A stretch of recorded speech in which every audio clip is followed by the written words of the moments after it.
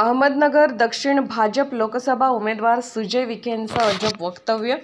पाथर्डी येथील बूथ कमिट्यांच्या बैठकीत पदाधिकारी व कार्यकर्त्यांना मार्गदर्शन करताना भाजपचे लोकसभा उमेदवार सुजय विखे यांनी भाषणात अजब वक्तव्य केले आहे। यावेळी भाषणात बोलताना सुजय विखे म्हणाले की काही लोकांना सुजय विखे मान्य नसेल तर मोदींचे नाव सांगा, आमची दोघांची अडचण असेल तर ताईंचे नाव सांगा असे म्हणत शेवटी त्यांनी आमची सर्वांची अडचण असेल तर तुतारी वाजवून टाका म्हणत हात जोडले।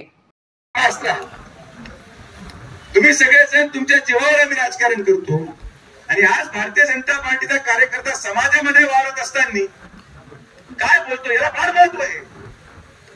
तुम्हाला जी जाणीव नसेल पण आपण जेवढ्या ताकदीने आपल्या नेत्याची बाजू मांडू, मोदींची बाजू मांडू, आता प्रत्येकाला सगळेच मान्य आहेत का? नाही। काही लोकांना सुजय विखे मान्य नसेल तर मोदींचं नाव सांगा।